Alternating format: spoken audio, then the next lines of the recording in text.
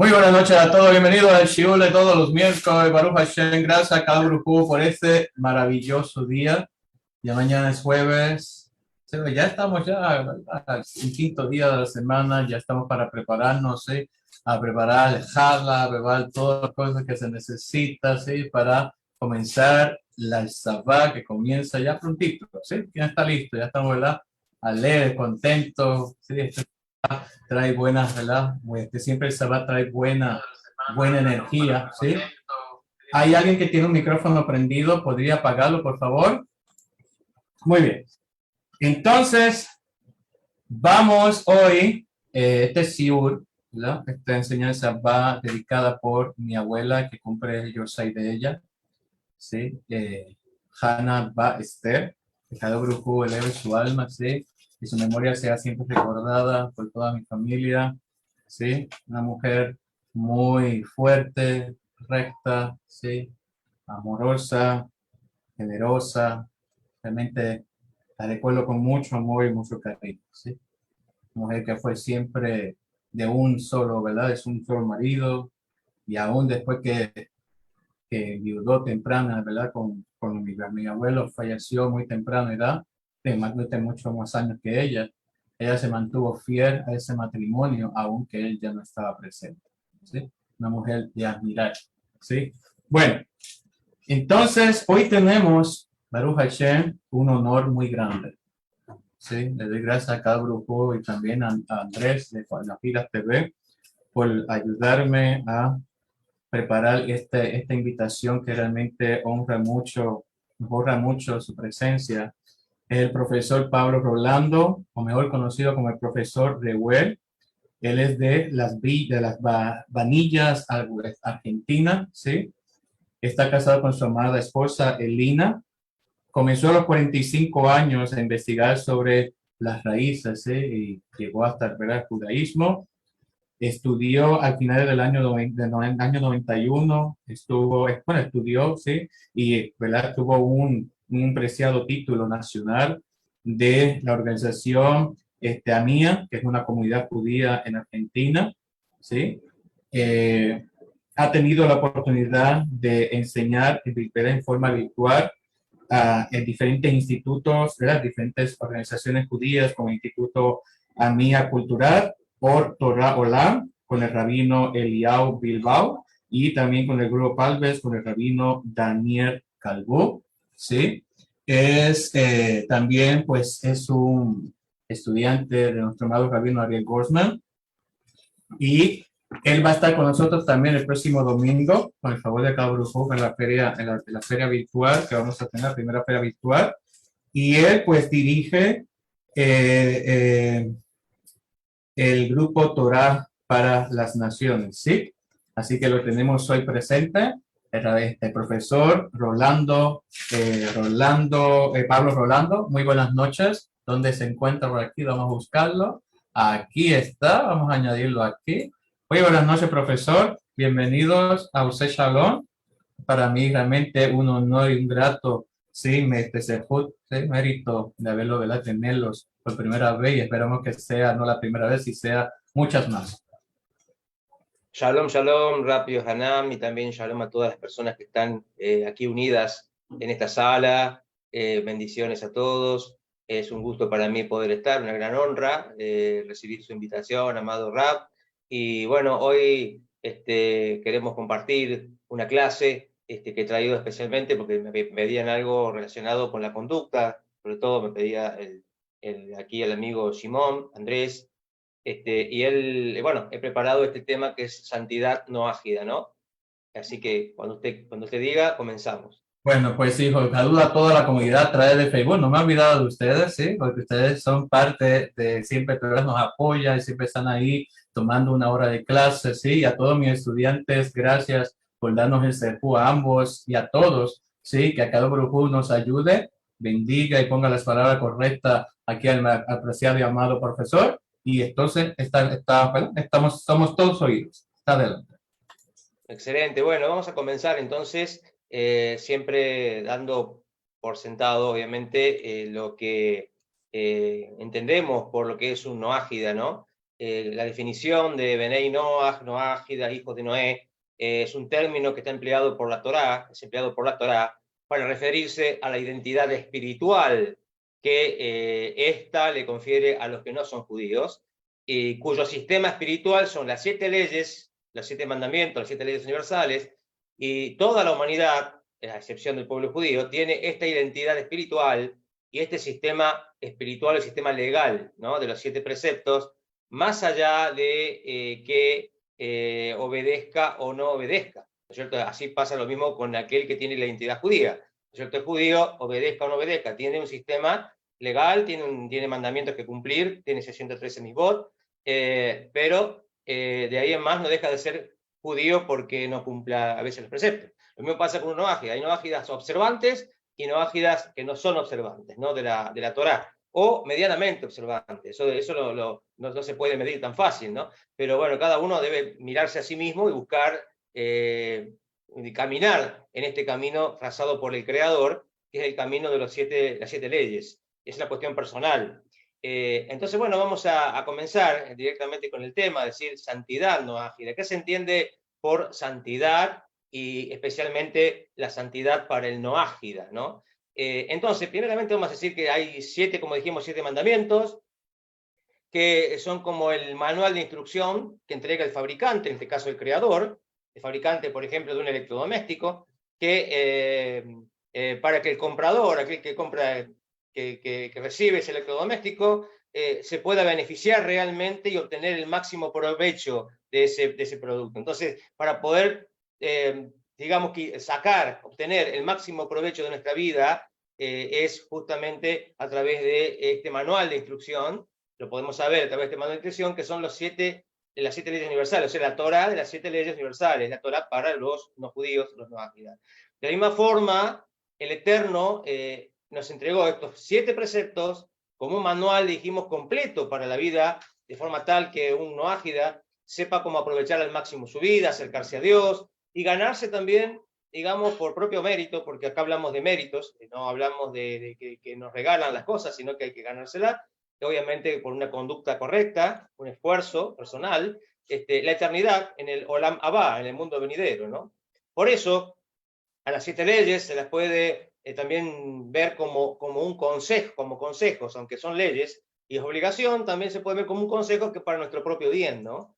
Son las mejores directivas sobre cómo vivir una vida significativa, una vida satisfactoria, y una vida de Torah justamente se adapta perfectamente a la identidad del no ágido, ¿no? Cada precepto, cada mitzvah, cada ley, es una gloriosa oportunidad para conectarnos con el Creador. Cada precepto no ágida es un conector, digámoslo así, para conectarnos con el mismo Creador. Incluso en las circunstancias más angustiantes, cuando todo parece que está mal, la persona, el noágida, hablamos de la persona que no es judía, el noágida, descubrirá alguna oportunidad para cumplir una misbah, que le servirá como una cuerda salvavidas, ¿no? Que le permitirá conectarse y recibir la energía y la fuerza de la fuente que es el Creador, ¿no? Y esa conexión se logra solamente a través de los preceptos, a través de las leyes, a través de las misbot. Entonces, imagina, por ejemplo, que alguien cae de la borda de un barco hacia el mar, entonces obviamente que se va a aferrar desesperadamente a una soga que estuviese conectada a ese barco para no ahogarse. Y justamente cada uno de los preceptos son esas sogas, digámoslo así, o el mismo código de ley es una soga, o son sogas, que nos permita elevarnos de las profundidades del mundo físico y poder elevarnos y subir digamos, al mundo más elevado, justamente para poder conectarnos con Dios. Entonces, toda misbah, toda ley, todo precepto, sin excepción, tiene este potencial de crear una conexión con la divinidad, con el Creador, en cada precepto. La capacidad para lograr la cercanía a Dios se logra exclusivamente por cumplir fielmente con su Torá de los 7 preceptos. O sea, nosotros tenemos esa Torá, que sería la ley, la instrucción, la luz, que nos permite caminar en la senda correcta trazada por el Creador. La relación con el Creador que se genera a partir del cumplimiento de los preceptos define nuestra vida como noágidas, ¿no? en toda relación hay reglas que definen qué hacer y qué no hacer, en cada relación, ¿no? Primero debe haber un área sobre la cual se pueda establecer el vínculo entre las partes por medio de acciones. Todo acto, toda acción solidifica positivamente la relación, permite que se pueda lograr y se pueda lograr y solidificar esa relación, lo cual se manifiesta en los mandamientos o leyes positivas, que en este caso se desprenden de los preceptos negativos como su contraparte, porque en realidad, básicamente, los preceptos del Noágida son preceptos negativos, ¿sí? Son, digamos, aquellas cosas, prohibiciones, aquellas cosas que no deberíamos hacer, y justamente la contraparte de ese precepto trae, digamos, lo positivo. Por ejemplo, cuando se dice no cometer idolatría, tenemos su contraparte positiva, como por ejemplo puede ser rezar al único, rezar al Creador solamente. Y esa es una forma de llevar esta cuestión de la no idolatría a un plano de positivo ya, de una acción positiva. Entonces, por medio del cumplimiento de la voluntad de Dios, el hombre construye activamente su relación con el Creador y se acerca a Él. Estos preceptos positivos nos brindan al hombre, nos brindan a nosotros la posibilidad de materializar nuestro potencial y alcanzar así nuestra perfección, nuestra elevación personal. Y en segundo lugar está la necesidad de evitar todo desvío que pueda fracturar esta relación, ¿no es cierto? Evitar todo aquello que pueda malograr o dividir o terminar con esta relación. Y justamente esto se manifiesta en los 7 preceptos que son esencialmente prohibitivos o negativos, digámoslo así, los cuales tienen un mayor nivel, se nos dice, que los positivos, ya que por sí mismos le permiten a la persona vivir en lo que se conoce como, y lo que vamos a ver hoy, santidad, ¿no? O sea que los preceptos negativos, básicamente los 7 preceptos son 7 preceptos negativos, por ahí se toma el último, que es cortes y leyes de justicia, como una cuestión positiva, pero generalmente dice que inicialmente todos los preceptos están expresados en forma negativa como prohibiciones. Sería no dejar de establecer, por ejemplo, cortes y leyes de justicia. Esa sería también una prohibición, pero bueno, también se suele poner en el código de ley como un precepto positivo, a diferencia de los otros 6 que son negativos.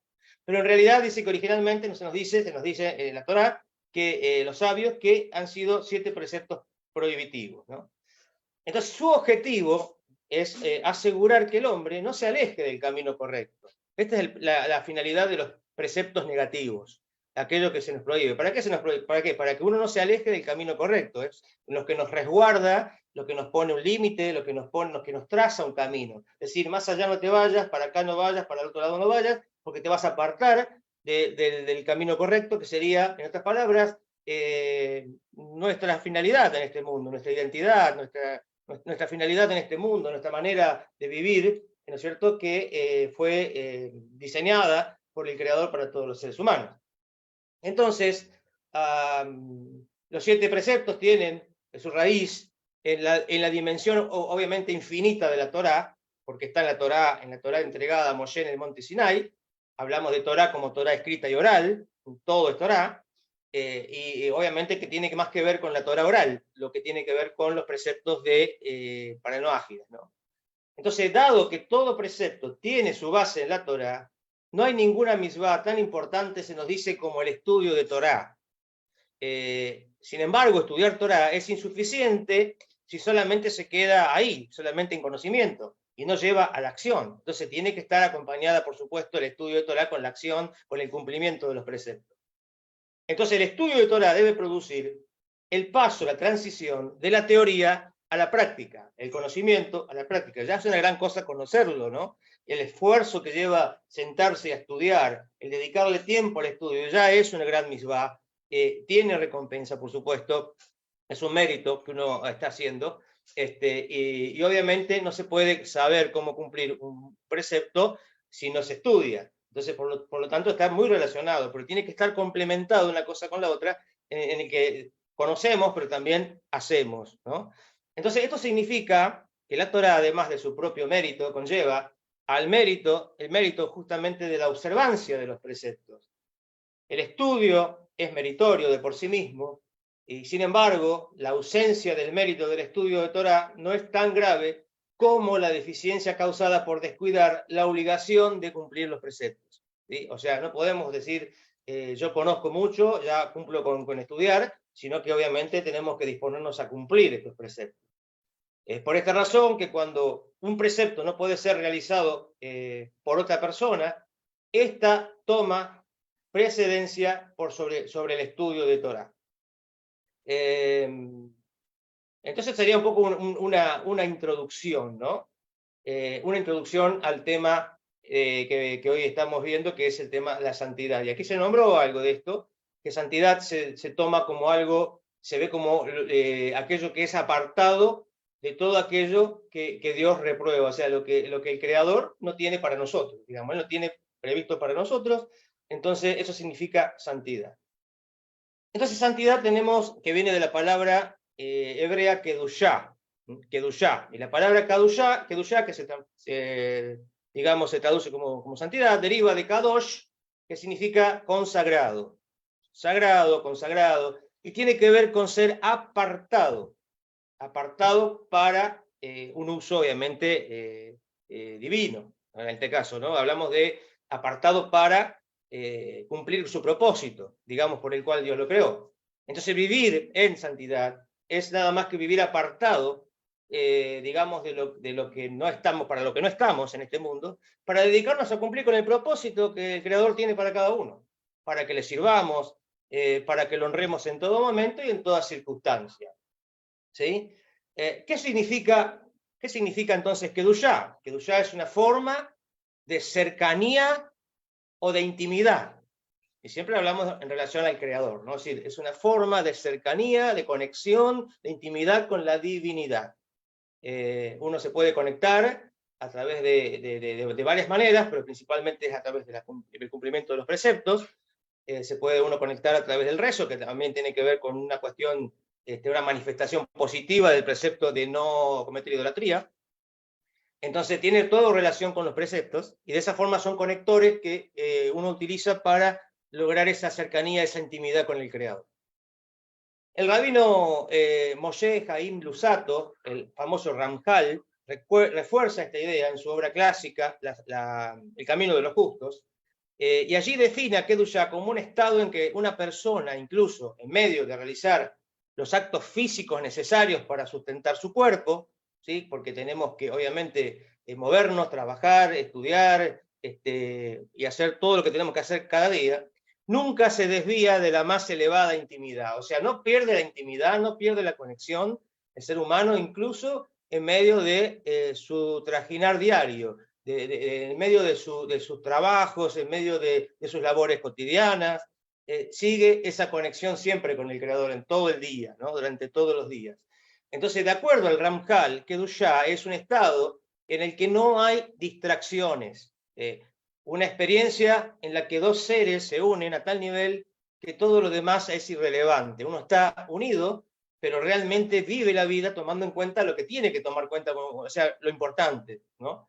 Y siempre está teniendo en cuenta y no perdiendo de vista lo importante en su vida, llevando una conducta correcta en medio de todo lo que realiza en ese día.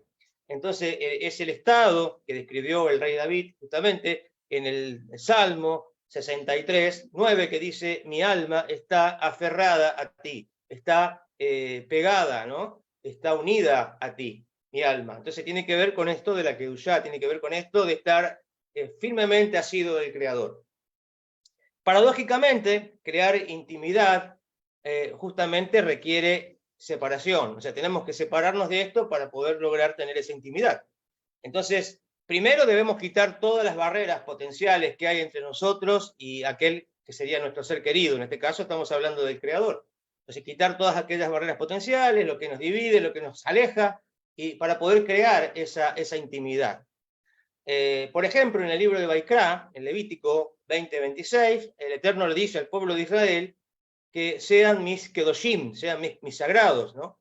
Y el comentarista Rashi explica que le está diciendo justamente que si se separan de los otros pueblos, entonces serán míos. Tienen que separarse de los otros pueblos, o sea, no ser iguales que los otros, no seguir con las mismas costumbres, no seguir con las mismas cuestiones que los otros pueblos seguían, como idolatrías y demás.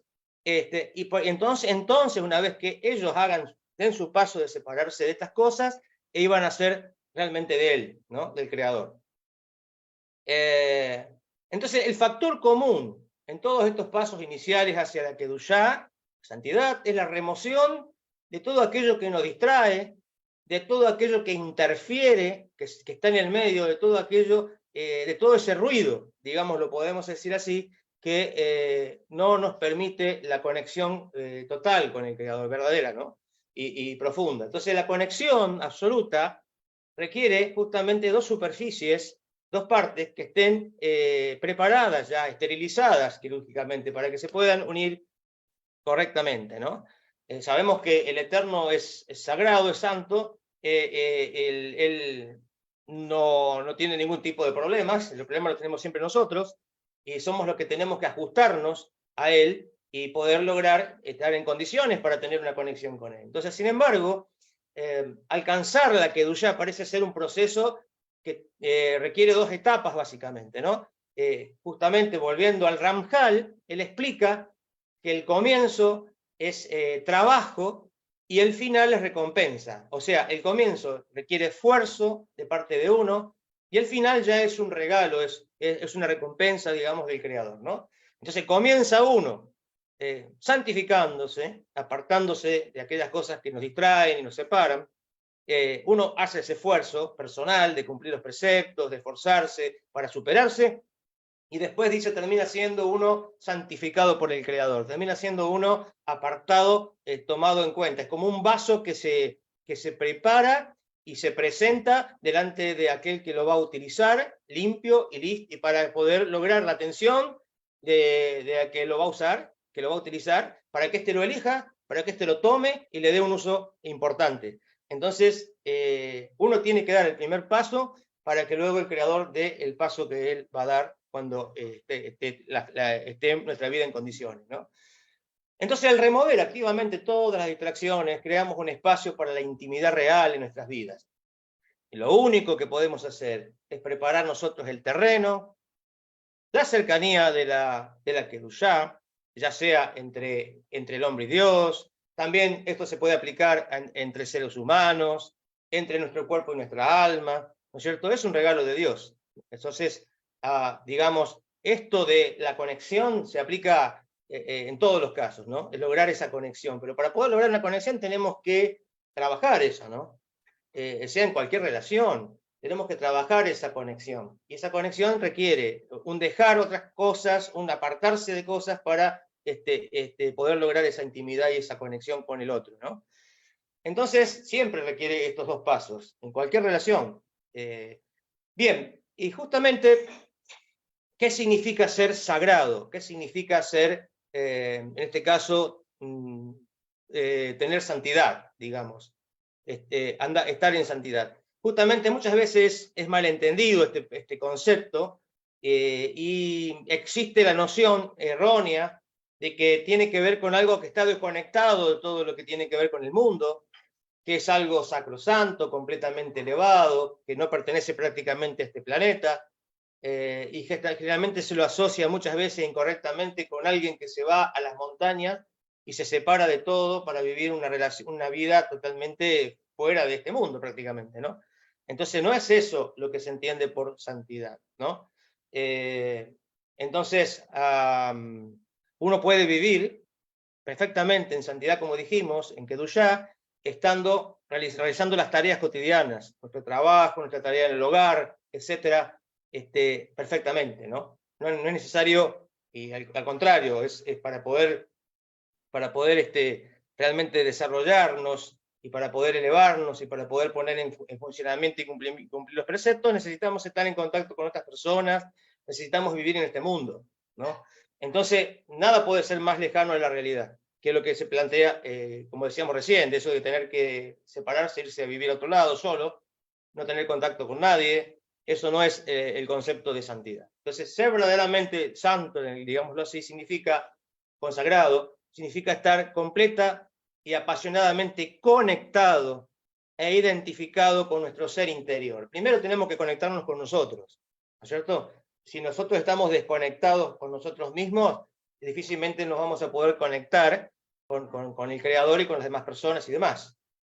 Porque justamente necesitamos primeramente conocernos a nosotros, necesitamos primeramente poder saber cuál es nuestra propia identidad personal, ¿no es cierto? Entonces, cuando ya nos conocemos nosotros, nos conectamos, nos aceptamos, nos amamos, podemos eso trasladarlo a otro tipo de relación. Y al mismo tiempo tener la capacidad de expresar esa identidad en nuestra vida diaria, obviamente, como dijimos, hacia las personas, hacia todo, ¿no? Hacia el Creador. Entonces, lo opuesto a la palabra Kodesh, es sagrado, es la palabra Hol, que significa mundano. Interesantemente, en hebreo, Hol también significa arena. ¿Por qué? Porque la arena se diferencia de la tierra porque sin importar cuánta agua uno utilice para unir los granos de arena, siempre continuarán siendo cuestiones o entidades separadas y nunca se van a poder unir. Entonces, ser mundano significa estar desconectado de nuestro propósito, de nuestra propia identidad, de nosotros mismos. Eso significa lo opuesto a lo que significa santidad o kedushá. Lo opuesto es la santidad, que es la conexión apasionada con nuestra alma, con Dios y con nuestra misión que venimos a desempeñar en este mundo como almas que habitan en un cuerpo, ¿no? Y finalmente, llegando a los últimos puntos, sería cómo se entiende esta santidad práctica, en la práctica, digamos, ¿no? ¿Cuál es la santidad verdadera? ¿Cómo podríamos vernos y entendernos en este sentido como personas que viven en Kedushá?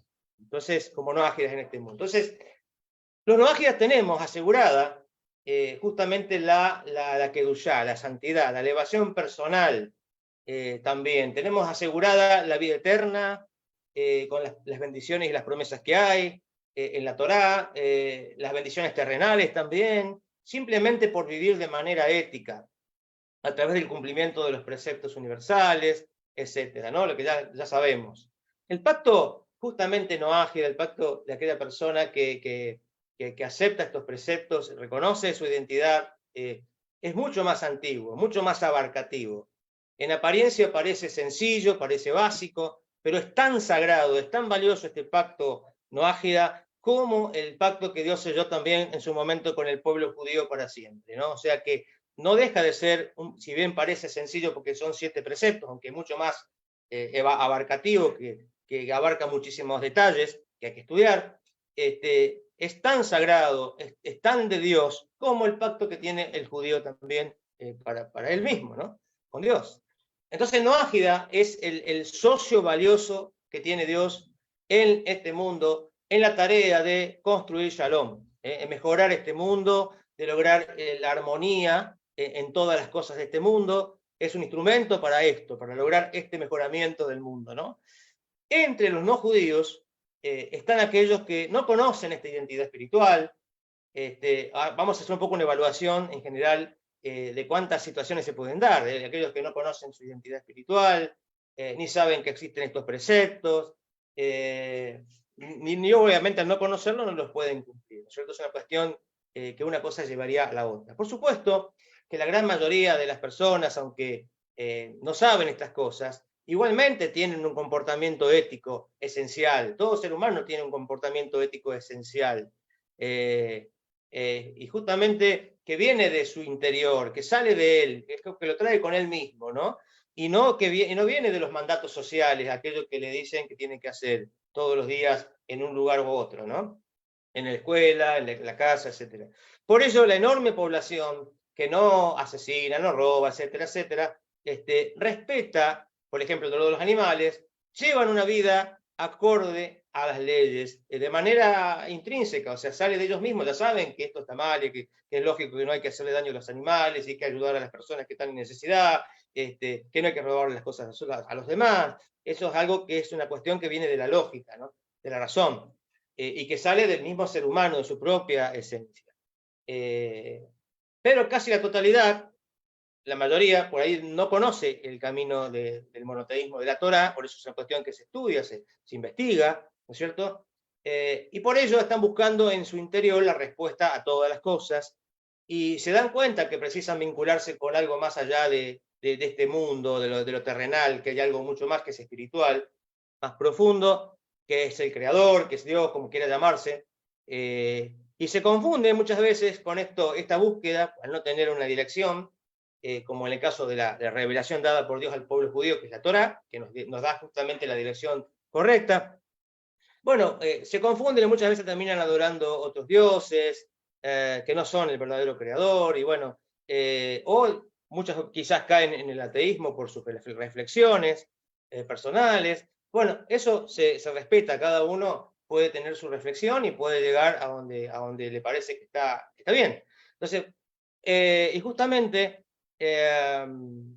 lo hacen obviamente por no conocer estas cosas. Entonces, y luego están aquellos que bueno, que están conscientes de esta identidad espiritual, porque de alguna forma han llegado aquí, han estudiado, han analizado, han investigado, conocen los preceptos, han tomado conciencia, y hasta quizás vivieron ya un tiempo con el compromiso de armonizar su vida con este código de ley. Pero la conciencia espiritual muchas veces puede volver a embotarse, se puede perder el brillo de esta vida no ágida, se puede terminar confundiendo, etcétera, porque todos tenemos un proceso que llevar en este mundo, ¿no es cierto?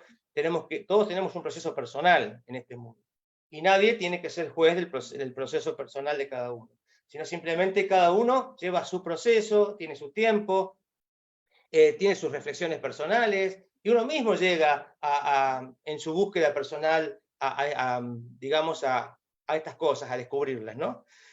Entonces, quizás puede regresar atrás, ¿no es cierto? Se puede confundir, puede mezclar inclusive cuestiones que no tienen nada que ver con su identidad, como por ejemplo, puede hacer una mezcla entre judaísmo y la identidad espiritual de las naciones, que es el bajismo.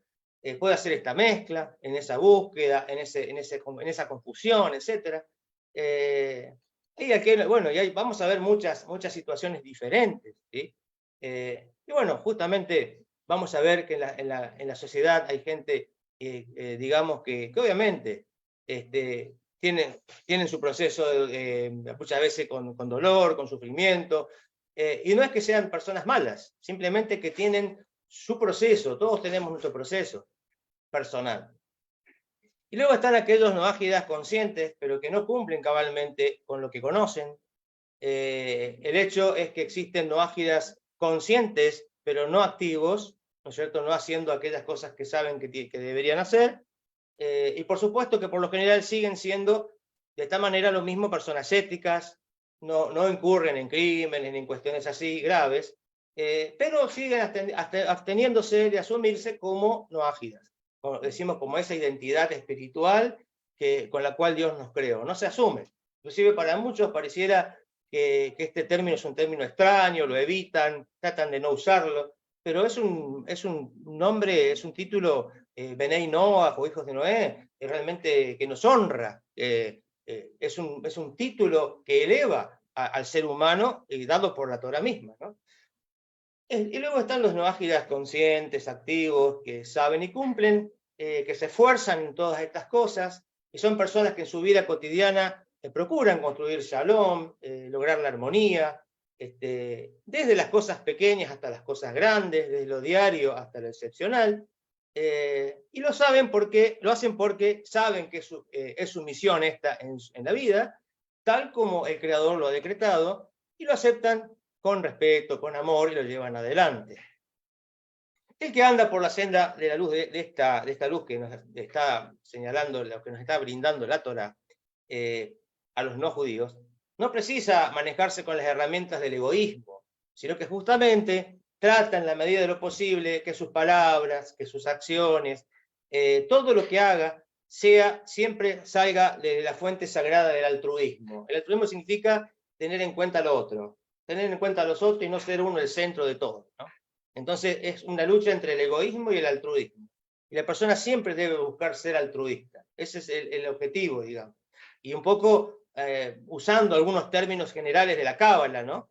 Que hablamos de la Cábala, justamente apunta a esto, básicamente, de que el ser humano tiene que dejar de ser egoísta para ser altruista.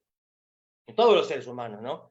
Y por ello, a diferencia de los religiosos, en vez de guerras, peleas, declaraciones ostentosas, hacerse ver, ¿no es cierto? Rituales, gritos, violencia, etcétera, que vienen muchas veces de estas cuestiones que obviamente nacen del ego, justamente actúa y enseña acerca del perdón, de la comprensión, del compromiso, de la responsabilidad, de la construcción de la paz entre las personas, aceptación de aquel que piensa o es diferente, la paciencia con los ritmos y los procesos de los otros, porque todos tenemos tiempos y procesos diferentes, ayuda al necesitado, aprender a conocerse uno y mejorarse, entre otras nociones que surgen desde el altruismo. O sea, son cuestiones que nacen desde el altruismo. Y la persona tiene que buscar en el mundo, en la vida, de abandonar progresivamente el egoísmo y ir hacia el altruismo. Entonces, mientras construimos Shalom, que significa armonía, armonía global, cada uno, como puede, recordemos que debemos apartarnos del mal para poder hacer el bien, lo correcto. Mucho más, o sea, tenemos que apartarnos siempre de algo, de lo que está incorrecto para poder estar en la senda de lo correcto, como hablamos recién, la Kedushá. Mucho más necesario es apartarnos del mal, que muchas veces se disfraza como bien, que se camufla, ¿no? Muchas veces de lo que está mal se termina presentando como lo que está bien. Entonces, es decir, apartarnos de eso, poder identificarlo, poder decir esto no es auténtico, esto no es bueno, y dejarlo. Y también es bueno tomar tiempo para aprender, para darse cuenta de tantas cosas que rompen con los esquemas que uno ha ido aprendiendo desde la cuna. O sea, uno viene desde chico, desde que nace, con determinadas ideas y enseñanzas que nos han dado. Y bueno, justamente hay que tomarse tiempo para aprender, para darse cuenta de muchas cosas que no están bien en nuestra vida, nuestros esquemas mentales, nuestra forma de pensar, cuestionar y buscar justamente en la Torá, en la luz de la sabiduría divina, justamente cuál es el camino, que es el camino correcto que nos va a hacer bien a todos. Casi todo es nuevo, incluso aquello que parece similar a lo conocido, suele ser bastante diferente y bastante novedoso. Entonces, uno debe ir con calma, no creerse sabio por haber leído quizás unos libros o un par de textos, creerse que ya se las sabe a todas, o haber aprendido unos conceptos, o haber estado determinado tiempo estudiando. Con calma, seguir el camino con calma, pero sin pausa, no deteniéndose en nuestro crecimiento. Con paciencia, con respeto, con amor, con tolerancia, porque el camino justamente del aprender realmente requiere de un poderoso e imprescindible desaprender. Primero de todo, hay que desaprender mucho de muchas cosas que hemos recibido desde mucho tiempo, desde que nacimos, y tenemos que desaprender aquellas cosas que nos han condicionado, que nos han llevado por un camino que no nos está haciendo bien, ¿no es cierto? Y justamente ir armando nuestro sistema de pensamiento nuevo con aquellas cosas que sabemos que son sanas, que son buenas para nuestra vida. Y bueno, voy a aprender mucho, no solamente aprender mucho, sino como dijimos, hacer mucho, lo que se aprende, tratar de hacerlo, y bueno, y darle siempre para adelante, no deteniéndose, ¿no? Entonces, el novajismo es conexión. Al igual que el judaísmo, para el pueblo judío, para los que no somos judíos también, es conexión. Es un sistema, como dijimos, espiritual, legal, y también es una identidad espiritual, ¿no? Y entonces, por lo tanto, nos permite conectarnos con la divinidad, con uno mismo, como dijimos, con el prójimo, con la sociedad, con el mundo, con la naturaleza, con todo lo que está, valorándola realmente al nivel que debe ser valorado. Que muchas veces el hombre no llega a darse cuenta del lugar que eso debe tener, la importancia, hasta que no llega a conectarse, ¿no? Completamente con todo, ¿no? A lograr la conexión esta que estamos hablando aquí. Entonces, si lo que uno vive de noajismo, digámoslo así, uno vive como no judío, digamos, en este sistema espiritual, no nos sirve para estar conectados realmente en paz, en armonía, y si no nos mantiene aún en la discusión, muy similar o digamos una copia de lo que sería la religión, entonces esto no es el noajismo, esto no sería noajismo.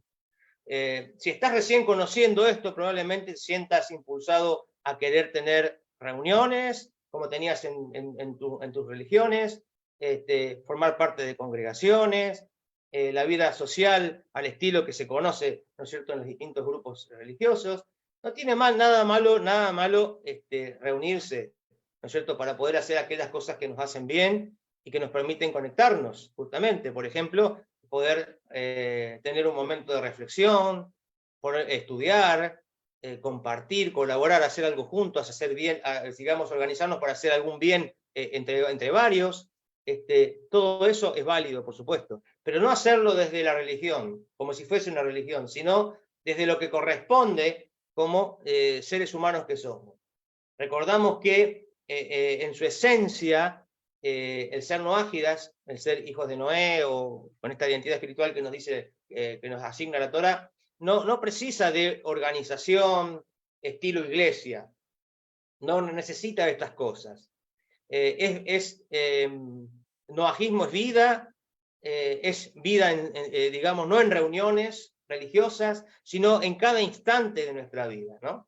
Entonces, tampoco tiene nada de malo reunirse, pero sí, de eso se hace todo lo que tiene que ver con la vida noágica, entonces estamos en otro tipo de religión, en otro error, y no en esto que tiene que ver con dijimos, una identidad espiritual, ¿no es cierto?, y un sistema espiritual que es puro y sincero para todos nosotros.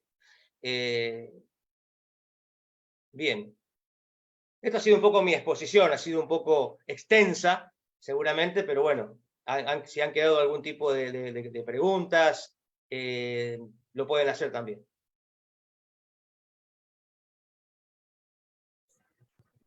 Buenas tardes, bueno, profesor, ¿alguien tiene alguna pregunta? Es bueno que pregunten, no se queden con dudas. Sí. Buenas noches a todos. Buenas Buenas noches, noches. Bienvenido, profesor Roel. Raf, buenas noches.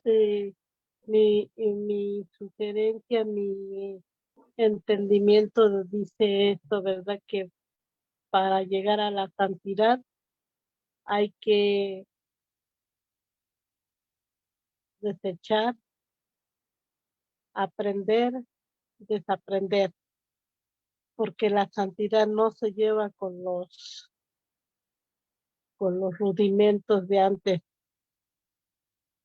Siempre habría un estorbo para un aprendizaje del auténtico monoteísmo.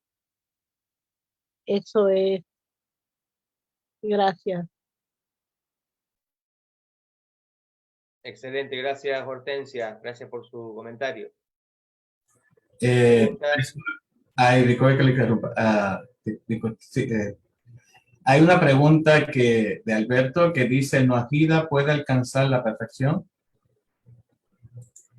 Sí, el noaje puede alcanzar la perfección dentro de su identidad. O sea, así como el judío puede llegar a su perfección como judío, nosotros podemos llegar a la perfección, digamos, como noágida.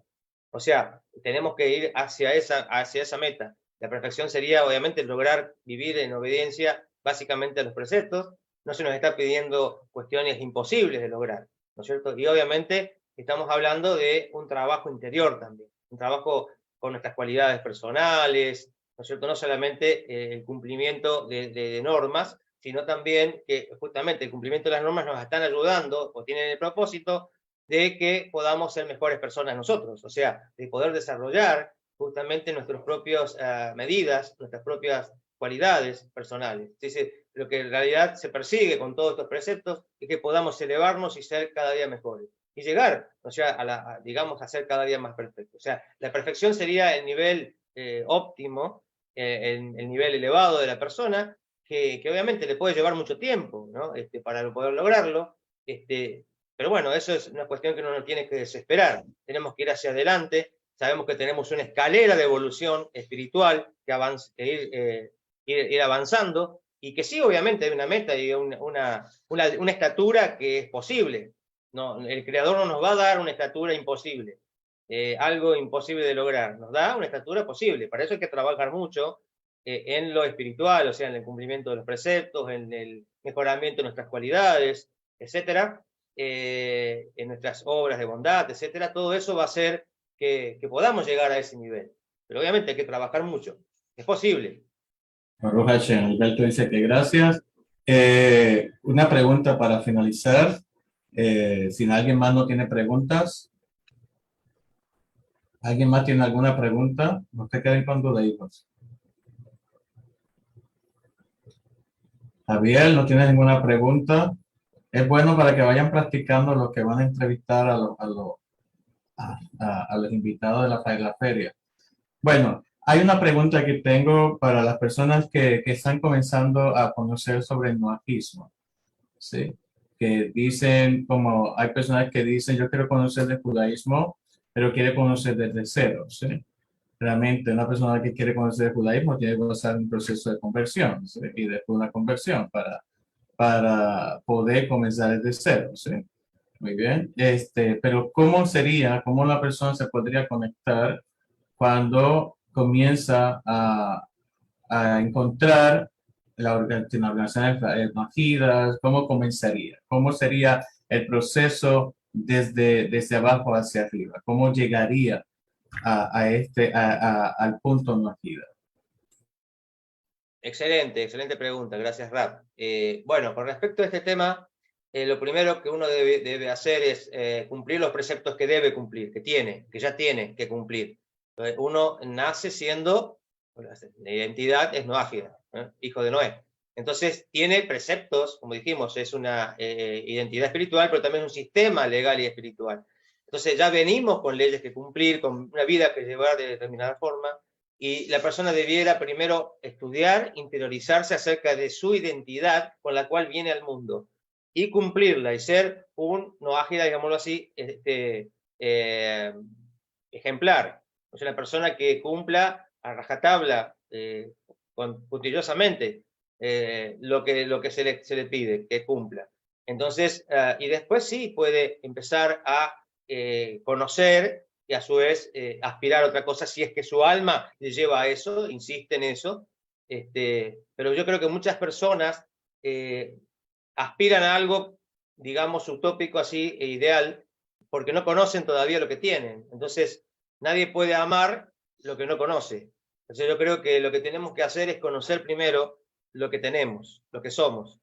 Y vamos a ver que hay mucho, es un gran tesoro. Y después ver si realmente nuestra alma ansía otra cosa, ansía más todavía. Pero eso es una cuestión que se respeta, por supuesto. La conversión es perfecto, pero primero hay que empezar por ahí. Hay que empezar por conocer las leyes que ya tiene, que todavía sigue siendo y va a ser un ágida, hasta el momento que se convierta, digamos, si se llega a convertir en algún momento, en la gracia de Dios.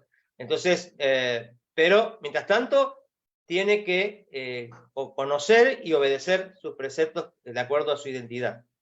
Después puede buscar otra identidad, pero primero tiene que ser un ejemplar. O sea, no puede aspirar a cumplir más preceptos, a vivir una vida mucho más exigente, si no vive una vida ejemplar, primeramente como noágida. O sea, un poco ese sería el consejo que le doy a las personas. Muy bien, muchas gracias. Sí, porque hay muchas personas que tratan de entrar a ser judíos, pero todavía no pueden cumplir 7 leyes. Y creo que son, ¿cuántas total en leyes? Son 7 más son 30 algo, me dijeron. Mire, según hay diferentes, he hecho un estudio justamente de las distintas posiciones con respecto a esto y diferentes posturas. Hay algunos que hablan de 30, y otros que hablan de 66, y hay otros que hablan de 90, 91. Bueno, en realidad, esto es un tema, da para otro tema, el tema de los detalles o derivados, digamos.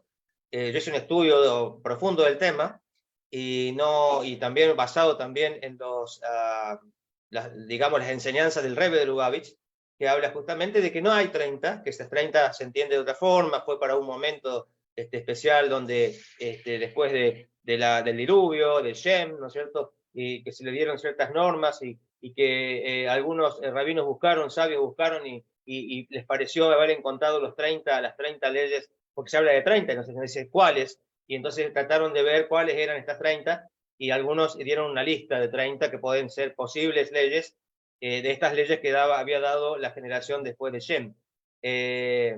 Pero era para que resguardarlos de no volver a eso, digamos, a ese desvío que tenía la humanidad antes del diluvio. Pero ese era el propósito y era temporal y era para ese momento, y no es que esas serían las únicas que tenemos que nosotros tener en cuenta. La 66 eso es otra cosa que sale de un rabino, que justamente él hace una tesis, antes de ser rabino hace una tesis, y él mismo empieza a investigar y coloca una lista de posibles derivados de las leyes noágidas, según su criterio personal, pero esto no es algo que viene de los sabios, que viene de la Torá, es una cuestión de una tesis de una universidad de parte de una persona que después llegó a ser rabino, reconocido, pero que en su momento no era rabino y lo hacía como una tesis. Y el rabino Moshe Weiner, que es el que compiló las leyes noágidas en el gran libro, esta obra monumental que estudiamos con mucha dedicación, los que la tenemos a nuestra disposición, que es el Código Divino, el libro Sheva Mitzvot Hashem, que es recomendado, es el Moshe Weiner, ¿no? Justamente viene de Ars Noach, estas publicaciones en inglés, y ahí se proponen, por ejemplo, 90, 91 derivados, que en realidad no importa cuánta cantidad sean, uno lo puede agrupar en más, otros lo pueden agrupar en menos, pero siempre estamos hablando de las mismas cosas, ¿no? Y me gusta más la palabra detalle que no derivado, porque por ahí derivado puede entenderse como otras leyes. En realidad leyes tenemos 7, son 7. Ahora, esas leyes, ¿qué alcance tienen? ¿Qué comprenden? Eso se puede entender a través de los derivados, de los que se llaman derivados, que a mí me gusta más el término, como dije, detalles. ¿Cuáles son los detalles de cada una de las leyes? Y entonces algunos la agrupan en diferentes números, pero lo importante es conocer sus detalles. El libro lleva Mitzvot Hashem, lo presenta con 90, 91 en total detalles, ¿no? Y pueden variar los números, pero la idea es llegar a saber correctamente qué comprende y qué no comprende, cuál es el alcance de cada una de estas leyes, ¿no? Es interesante estudiar esto porque obviamente podemos lograr nuestra vida, ajustar nuestra vida cada vez más a la voluntad del Creador, ¿no? Y espero, ¿verdad?, que nuevamente, tener el honor de recibirlo nuevamente con nosotros, con otro maravilloso tema. Gracias a Kabruj. Yo le oriento a todos que una persona antes de ser judío necesita primero desarraigar todo lo que necesita. Yo creo que comenzando con el paso primero en la gira, desarraigando todo lo que necesita desarraigar, ¿sí? Comenzar desde cero, comenzar a cumplir las 7 leyes, ¿sí? ¿Para qué? Porque si uno no se siente cómodo cumpliendo 7 leyes, imagínese 613 mismos, ¿sí? Entonces, porque el Majida es Majida, pero aquel que entra al pacto de Abraham, Isaac y Jacob, ¿de qué? Realmente ya no tiene otra opción, no puede virar para atrás después que hace una conversión, ¿sí? Tiene que cumplir los 613 preceptos, ¿sí? Así que yo siempre les recomiendo siempre comenzar por un punto desde abajo hacia arriba y no comenzar de arriba abajo, que no vaya a ser que la persona se vaya a caer, ¿sí? Muy bien, también pueden visitar, el profesor tiene un grupo, se llama Saliendo de la Idolatría en Facebook, ¿sí? Ahí pueden encontrar al profesor también, se llama Profesor Reuel Rolando, ya hemos lo mencionado, y pueden también seguir su página y también estudiar, visitar su página a través de YouTube. ¿Cómo se llama el canal de YouTube? Profe Reuel, así es. Profe Reuel es en YouTube, es en Facebook y también en Instagram. Se llama exactamente lo mismo. Van a encontrar mi foto, la foto que me identifica, obviamente, y Profe Reuel. Profe Reuel. Así que gracias a este profesor, fue para mí, para todos, ¿verdad?, mis estudiantes y toda la comunidad a través de Facebook, haberlo recibido esta noche. Le mandan unos saludos. Le dice Marcelo Goldstein, querido Shalom, querido profesor, H lo bendiga y le brinde prosperidad económica, mucha felicidad y buena salud. Elizabeth Brachero también le dice gracias, Rabino, y gracias a Rachel y a su persona. Juan Carlos Mercado Pérez dice, pues saludos a todos desde Barranquilla, Colombia. Isaac Flores le manda un saludo de Shalom Brajá para todos. Delme Jiménez también, Shalom desde Honduras. Lilian Carla González, shalom, bendiciones para todos. Ignacio Bracamonte, shalom, profesor. Y Noemí Morella, shalom a todos. Leopoldo Díaz, shalom a todos. Y realmente, pues, como vuelvo y repito, a cada grupo, muchas gracias, profesor. Espero, ¿verdad?, verlo el domingo con el favor de cada grupo en la feria y tenerlo nuevamente. Gracias a Andrés también por permitirme contactarme con usted. Y pues gracias a toditos por haber participado esta noche, ¿sí? Y pues mañana ya es jueves, así que esperamos mañana prepararnos ya para el Shabbat. Ahora yo me despido, sí, con todo el abrazo y todo el amor y cariño. Sí, les deseo a todos un maravilloso descanso lleno de mucha energía para que puedan mañana preparar esos sabrosos halal. Que prepare halal, no se olvide de mí, ¿sí? Echar un poquito de pasa y me envía un poquito para acá, ¿sí? Y que mañana Hashem me los cuide, me los proteja, refuerce el mal Tová, Panazale Tová. Buenas noticias en este nuevo mes que hemos comenzado y que Hashem, ¿verdad? Siempre sean agradecidos, vivir en Emuná y aunque el viento sople fuerte, seguir hacia adelante, ¿sí? Berajá, beazlajá para todos, que tengan bendiciones con éxito. Será hasta mañana con el favor a cada uno. Gracias, profesor, y gracias a todos los invitados. Gracias. La comunidad. Gracias a ustedes, gracias a ustedes. Cuídense mucho. Chao, chao. Shalom.